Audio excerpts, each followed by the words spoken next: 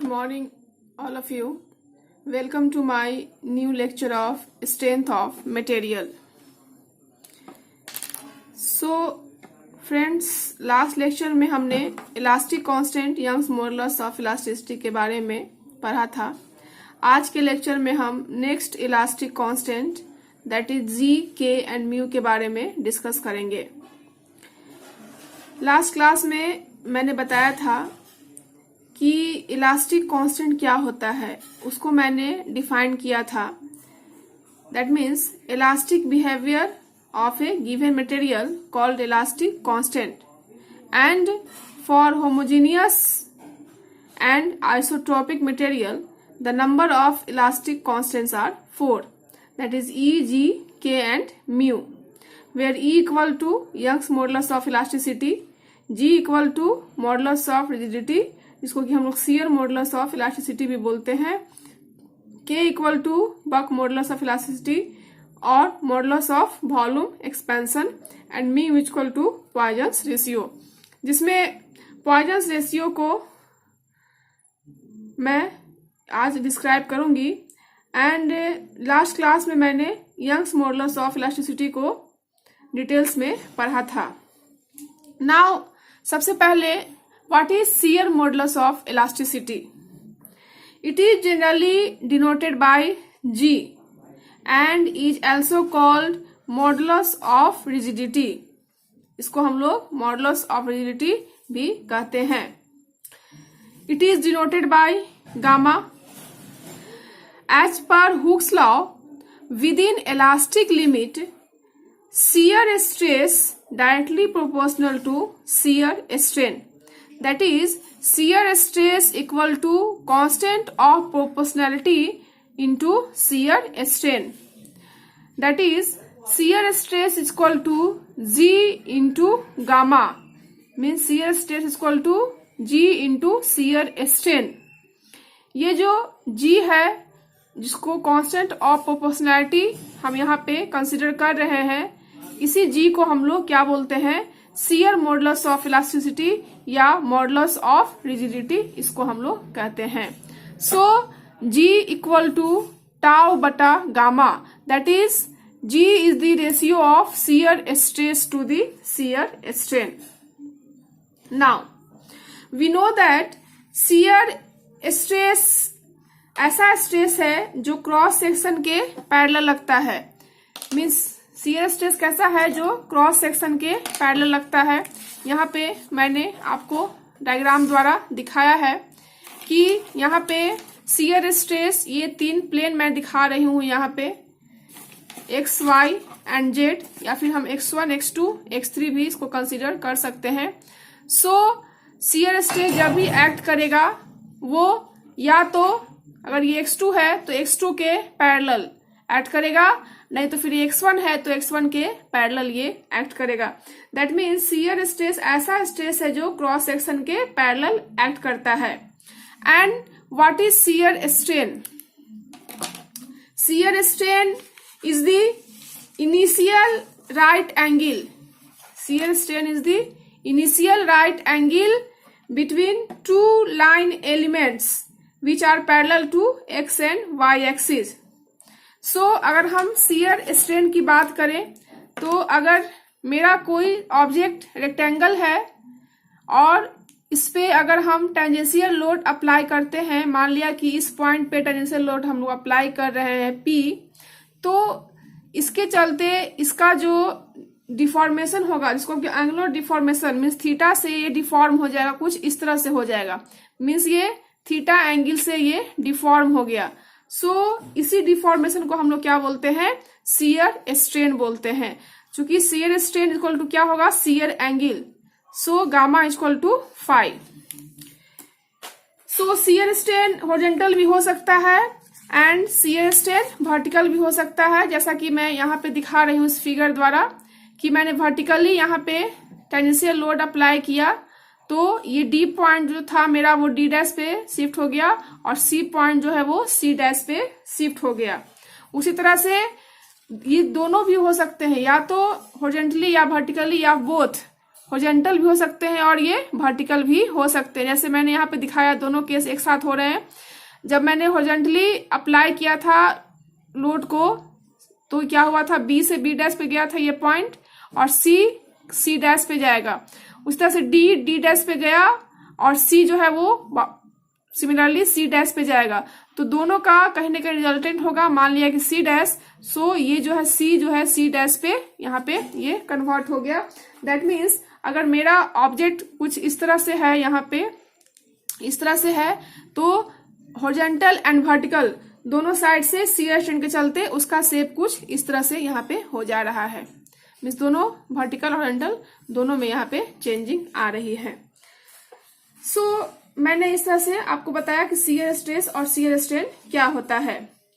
सो यहाँ पे मैंने जब हॉरिजॉन्टल केस लिया था तो from figure under the action of tangential force, under the action of tangential force the block ABCD gets distorted and taken the shape A, B dash, C dash, D by deforming through an angle phi. That is the angular deformation phi represents the shear strain. if हम लोग इसमें इस strain को gradually increase करें, if strain increase in gradually, that is gradual increase in tangential force, तो क्या होगा इस केस में, तब क्या होगा, तो शियर स्ट्रेन भी इंक्रीज करेगा gradually. So that means tau directly proportional to phi. Phi जहां पे क्या है, शियर एंगल है। मैंने यहाँ पे ग्राफ से शो किया है कि G is the slope of tau versus gamma, that is shear stress versus shear strain up to proportionality limit. तो ये जो मेरा होगा वो क्या होगा, ये इलास्टिक रीजन होगा मेरा, इलास्टिक रीजन के अंदर विद इन इलास्टिक लिमिट ये मेरा ग्राफ होगा। सो इस तरह से G क्या हो गया, G को किस तरह डिफाइन कर सकते हैं, G is the ratio of shear stress to shear strain.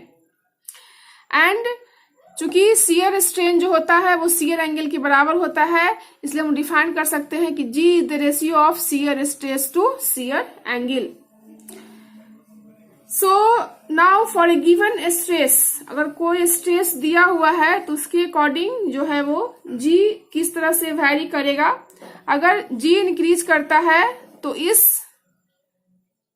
Equation के अकॉर्डिंग क्या होगा, G अगर इंक्रीज करेगा तो क्या होगा, गामा डिक्रीज करेगा, या कह सकते हैं कि फाई डिक्रीज करेगा। मीन्स शियर स्ट्रेस डिक्रीज करेगा, या कह सकते हैं कि शियर एंगल क्या करेगा, डिक्रीज करेगा यंग्स मॉडुलस ऑफ इलास्टिसिटी के इंक्रीज करने पे। Now that is shear strain is dimensionless, so that unit of modulus of rigidity G are the same as to be shear stress. So यहाँ पे G का वही unit होगा जो किसका होगा, शियर स्ट्रेस का होता है, that is newton per metre square, pascal, giga pascal, mega pascal, ETC। इन सबको डिटेल्स मैंने अपने पहले की वीडियो में बताया हुआ है। सो हम लोग आगे बढ़ते हैं। हम लोग नेक्स्ट जो हम लोग का टॉपिक है वो है bulk modulus of elasticity. Bulk modulus of elasticity किसको बोलते हैं? Actually as per Hooke's law within elastic limit the hydrostatic stress is directly proportional to the volumetric strain.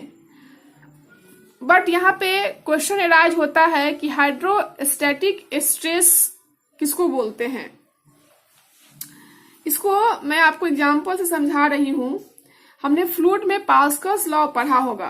Pascal's law के अकॉर्डिंग क्या है, when a body is emerged in a fluid to a large depth, जब body को किसी fluid में large depth तक emerge किया जाता है, then body get subjected to equal external pressure at all points on the body. जब किसी ऑब्जेक्ट को हम लोग चाहे तो उसका शेप सर्कुलर भी ले सकते हैं, रेक्टेंगल भी ले सकते हैं, क्यूबॉइड भी ले सकते हैं, लार्ज डेप्थ तक किसी फ्लूइड में इमर्ज करते हैं। मीन्स मान लिया कि किसी ऑब्जेक्ट को सर्कुलर ऑब्जेक्ट है, जो ट्रायंगुलर ऑब्जेक्ट है, उसको एक भरे हुए बाल्टी में डाल दिया। तो जब इमर्ज करते हैं तो उस बॉडी में सभी बिंदुओं पर सभी दिशाओं से इक्वल एक्सटर्नल प्रेशर वर्क करता है। That is intensity of pressure at any point in a fluid at rest is the same in all direction। That is चारों तरफ से उस बॉडी पर एक समान कंप्रेसिव फोर्स एक्ट करता है। यही हमारा क्या है, पास्कल्स लॉ है। करने का मतलब है कि इसमें इसके अकॉर्डिंग जो है वो चारों तरफ से क्या हो रहा है, इक्वल फोर्स अप्लाई हो रहा है इन एवरी डायरेक्शंस, और जो फोर्स अप्लाई हो रहा है वो सेम अप्लाई हो रहा है। जैसे यहाँ मैंने दिखाया है कि x डायरेक्शन में px, y डायरेक्शन में py एंड z डायरेक्शन में pz। तो पास्कल्स लॉ के according px equal to py equal to pz, that is sigma x equal to sigma y equal to sigma z equal to sigma. So let us consider a triangular shape element of a fluid at rest as shown in figure। मैंने आपको बताया कि इस पे Pascal's law कैसे act करेगा। So this external pressure is compressive in nature and is called hydrostatic stress। इसको हम लोग क्या बोलते हैं, हाइड्रोस्टैटिक स्ट्रेस बोलते हैं। So हाइड्रोस्टैटिक स्ट्रेस के कारण बॉडी के वॉल्यूम में चेंजिंग आया, क्योंकि चारों तरफ से इक्वल फोर्स काम कर रहा है, तो उसका लेंथ, विड्थ और हाइट तीनों में चेंजिंग आया, सो दैट उसके वॉल्यूम में चेंजिंग आया। Means hydrostatic stress causes change in volume of the body and this change of volume per unit of original volume is called volumetric strain. That is हम लोग volumetric strain को दिखा सकते हैं epsilon v equal to delta v बटा v। So Buck modulus of elasticity is defined as is to determine volumetric strain under hydrostatic state of stress, that is जहाँ पे sigma x equal to sigma y equal to sigma z equal to sigma हो, वहां पे क्या हो सकता है कि the hydrostatic stress is directly proportional to the volumetric strain। अगर यहाँ से हम इस प्रोपोर्शनलिटी साइन को रिमूव करें तो यहाँ पे क्या हो जाएगा, कांस्टेंट ऑफ प्रोपोर्शनलिटी आएगा into volumetric strain. So sigma equal to K epsilon v, that is within elastic limit the hydrostatic stress is proportional to the volumetric strain.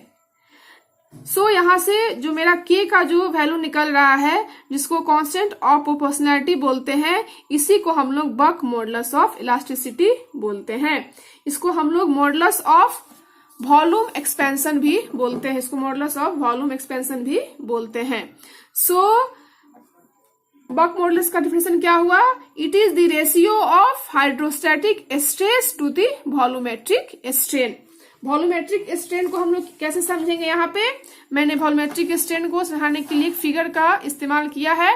यहाँ पे देख रहे हैं आप, बोथ केस यहाँ पे दिखाया गया है, कंप्रेसिव और टेंसाइल बोथ।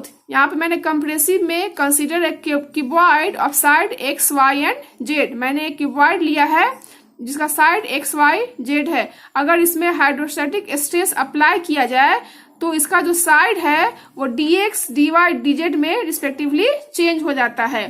दैट इज जो टोटल वॉल्यूमेट्रिक स्ट्रेन जो इसका होगा वो किसके बराबर हो जाएगा, epsilon x plus epsilon y plus epsilon z के बराबर हो जाएगा। That is it undergoes uniform change in 3 directions without undergoing distortion of shape. So इस तरह से मैंने आपको वॉल्यूमेट्रिक स्ट्रेन के बारे में एक्सप्लेन किया। सो नाउ यहाँ पे वॉल्यूमेट्रिक स्ट्रेन जो होगा वो मेरा क्या होगा, change in volume to the original volume. So वहां से अगर हम इक्वेशन को डिराइव करते हैं उस फॉर्मूले के अकॉर्डिंग, तो यहाँ पे मेरा जो आएगा वो फॉर्मूला आता है k equal to sigma divided epsilon v, sigma ई भी इक्वल टू क्या होता है, डेल्टा v बटा v, sigma v divided delta v। k equal to minus P भी डिवाइडेड डेल्टा v होगा, यहाँ माइनस क्यों होगा? क्योंकि जो मेरा पास्कल्स लॉ के अकॉर्डिंग जो इंटेंसिटी ऑफ प्रेशर एक्ट कर रहा था वो सभी डायरेक्शंस में वो क्या था? कंप्रेसिव इन नेचर था. That is negative sign indicates that external pressure is compressive in nature. So that's यहाँ पे K इक्वल टू क्या होगा? Minus PV divided delta V. So friends, अगर हम यहाँ पे देखें कि for a given hydrostatic stress if K का वैल्यू इंक्रीज करता है तो वॉल्यूमेट्रिक स्ट्रेन का वैल्यू डिक्रीज कर लेगा, जिसके कारण चेंज इन वॉल्यूम भी क्या होगा? डिक्रीज होगा for a hydrostatic stress.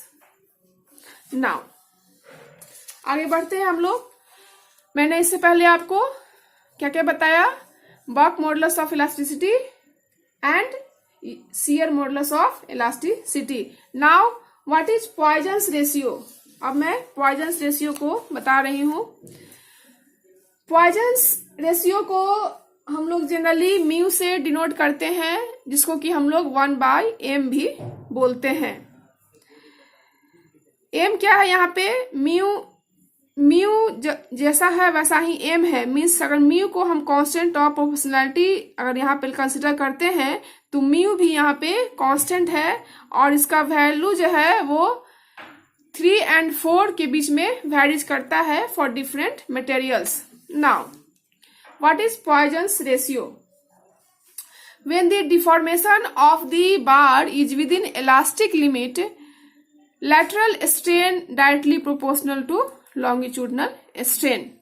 So that lateral strain equal to mu into longitudinal strain, where mu is equal to longitudinal strain divided lateral strain divided longitudinal strain. So इस तरह से हम कह सकते हैं कि the constant of proportionality mu is called Poisson's ratio and Poisson's ratio is the ratio of lateral strain to the longitudinal strain, और उसको 1/m से भी हम लोग दिखाते हैं. नाउ मैंने यहाँ पे जिक्र किया lateral strain and longitudinal strain. वैसे तो मैंने इसके पहले की वीडियो में भी दोनों को एक्सप्लेन किया है, लेकिन जो कि यहाँ पे यूज हो रहा है इसलिए इसको मैं फिर से रिमेम्बराइज करवा देना चाहती हूँ. मान लिया कि कोई रेक्टेंगुलर ब्लॉक है. When a rectangular bar is subjected to tensile load along longitudinal direction, it is not only elongates but simultaneously there also occurs shortening its breadth and thickness. मान लिया कि कोई रेक्टेंगुलर बार है, वहां पे कोई टेंसाइल फोर्स ऐड करवा रहे हैं, तो केवल इलोंगेट्स ही नहीं होगा. ये जो रेक्टेंगुलर बार है उसमें केवल लेंथ में ही वेरिएशन नहीं आएगी, बल्कि उसके साथ साथ उसकी लेंथ और ब्रेथ में भी चेंजिंग आता है. दैट इज उसकी ब्रेथ और थिकनेस भी शॉर्ट होता है. सो कह सकते हैं कि लॉन्गिट्यूडनल स्ट्रेन एक्ट होने के कारण उसके लेंथ में इंक्रीमेंट होगा एंड उसके विड्थ और हाइट में क्या होगा? डिक्रीमेंट होगा. सो जिस डायरेक्शन में लोड अप्लाइड करते हैं वो क्या कहलाता है? लॉन्गिट्यूडनल स्ट्रेन कहलाता है, और उसके परपेंडिकुलर डायरेक्शन में जो स्ट्रेन प्रोड्यूस होगा उसको क्या कहेंगे हम लोग? लैटरल स्ट्रेन कहते हैं. जैसा कि मैंने यहाँ पे बाई डायग्राम दिखाया है कि प्रत्येक लैटरल लॉन्गिट्यूडनल स्ट्रेन के लिए 2 लैटरल स्ट्रेन होता है. मान लिया कि यहाँ पे एक्स डायरेक्शन में लॉन्गिट्यूडनल स्ट्रेन एक्ट कर रहा है, तो Y and Z that is उसका perpendicular direction Y and Z. मान लिया कि यहाँ पे एक्स डायरेक्शन में मेरा लॉन्गिट्यूडनल स्ट्रेन एक्ट कर रहा है, तो उसका जो परपेंडिकुलर डायरेक्शन होगा वाई और जेड, ये दोनों डायरेक्शन में भी क्या होगा? लॉन्गिट्यूडनल लैटरल स्ट्रेन क्रिएट होगा. और दोनों का जो नेचर होगा वो क्या होगा? अपोजिट होगा. दैट इज मान लिया कि टेंसाइल नेचर का है, लॉन्गिट्यूडनल स्ट्रेन का नेचर क्या है? टेंसाइल है, तो इसके जो परपेंडिकुलर लैटरल स्ट्रेन एक्ट करेगा उसका नेचर कंप्रेसिव होगा. ऐसा क्यों होगा? क्योंकि जब लॉन्गिट्यूडनल स्ट्रेन हम लोग अप्लाई करते हैं तो जिस डायरेक्शन में अप्लाई करते हैं उसका क्या होता है? लेंथ में अगर फोर्स टेंसाइल है तो लेंथ क्या होगा? इंक्रीज करेगा, और बाकी जो विड्थ और हाइट होगा वो क्या होगा, डिक्रीज होगा। That's why longitudinal strain tensile है तो बाकी दो जो लैटरल स्ट्रेन होगा फॉर वन लॉन्गिट्यूडनल स्ट्रेन के लिए वो क्या होगा, कंप्रेसिव इन नेचर होगा। जैसे कि मैंने यहाँ पे सेकेंड फिगर में दिखाया है कि अगर यहाँ पे दो लॉन्गिट्यूडनल स्ट्रेन मैंने अप्लाई किया है P1 एंड P2, इस केस में क्या होगा, इस केस में क्या होगा, 4 लैटरल स्ट्रेन डेवलप्ड होगा, 4 लैटरल स्ट्रेन डेवलप्ड होगा। दैट इज यहाँ पे 2 लॉन्गिट्यूडनल स्ट्रेन के लिए 4 लैटरल स्ट्रेन डेवलप होगा। सिमिलरली अगर 3 लॉन्गिट्यूडनल स्ट्रेन लेंगे और उसका नेचर अगर टेंसाइल लेते हैं तो 6 लैटरल स्ट्रेन डेवलप होगा, लेकिन उसका नेचर क्या होगा, कंप्रेसिव होगा, क्योंकि प्रत्येक एक लॉन्गिट्यूडनल स्ट्रेन के लिए 2 लैटरल स्ट्रेन डेवलप्ड हो रहा है। दैट इज एक्स के लॉन्ग अगर हम लॉन्गिट्यूडनल स्ट्रेन अप्लाई कर रहे हैं और उसका नेचर टेंसाइल है तो वाई और जेड के लॉन्ग भी 2 लैटरल स्ट्रेन डेवलप होगा, जिसका नेचर क्या होगा, कंप्रेसिव होगा। आगे बढ़ते हैं हम लोग। मैंने क्या बताया कि when the deformation of the wire is within elastic limit, lateral strain is directly proportional to longitudinal strain. हम लोग यहाँ पे पॉइजन रेशियो को डिफाइन कर सकते हैं कि it is the ratio of lateral strain to the longitudinal strain. This ratio is called Poisson ratio. Now यहाँ पे मैंने म्यू के वैल्यू का जिक्र किया है। एम का वैल्यू जो हम लेते हैं वो 3 and 4 के बीच में लेते हैं for different materials, and mu का जो वैल्यू लेते हैं वो 0.25 से 0.33 लेते हैं for most of the engineering materials. यहाँ पे म्यू का मैंने कोई यूनिट नहीं लिया है, क्योंकि यहाँ पे म्यू जो होता है वो रेशियो होता है lateral strain to the longitudinal strain, so it is dimensionless. Lateral strain भी क्या होता है, डायमेंशनलेस, और लॉन्गिट्यूडनल स्ट्रेन भी क्या होता है, dimensionless. Both are dimensionless, so mu are also dimensionless, it has no units. Now mu जो यहाँ पे हम लोग कंसीडर करेंगे उसका नेचर क्या होगा। म्यू का जो नेचर होगा वो निगेटिव यहाँ पे लेंगे। क्यों? क्योंकि लैटरल स्ट्रेन मेरा opposite nature just as longitudinal strain, क्योंकि मैंने अभी बताया कि अगर लॉन्गिट्यूडनल स्ट्रेन को अगर टेंसाइल लेते हैं तो लैटरल स्ट्रेन क्या आएगा, कंप्रेसिव आएगा। मीन्स बोथ का जो नेचर होता है दूसरे के अपोजिट नेचर होता है। यहाँ पे मैंने दिखाया है फॉर्मूले से, अगर x के अलॉन्ग हम लोग लॉन्गिट्यूडनल स्ट्रेन अप्लाई कर रहे हैं तो y के अलॉन्ग क्या होगा, निगेटिव होगा। सिमिलरली x के अलॉन्ग लॉन्गिट्यूडनल स्ट्रेन अप्लाई कर रहे हैं तो z के अलॉन्ग भी क्या होगा, निगेटिव होगा। फॉर x डायरेक्शन की लॉन्गिट्यूडनल स्ट्रेन के लिए y एंड z डायरेक्शन का लॉन्गिट्यूडनल लैटरल स्ट्रेन क्या होगा, वो निगेटिव होगा। यहाँ से म्यू का वैल्यू क्या होगा, यहाँ पे निगेटिव होगा। नाउ म्यू का कुछ वैल्यू है डिफरेंट मटेरियल के लिए, जैसे कॉर्क के केस में म्यू का वैल्यू 0 होता है, कंक्रीट के वैल्यू में म्यू का वैल्यू 0.1 होता है, मेटल के केस में म्यू का वैल्यू 1/4 एंड 1/3 के बीच में होता है, एंड रबर के लिए म्यू का वैल्यू 0.5 होता है। फ्रेंड्स, आज का वीडियो में इतना ही।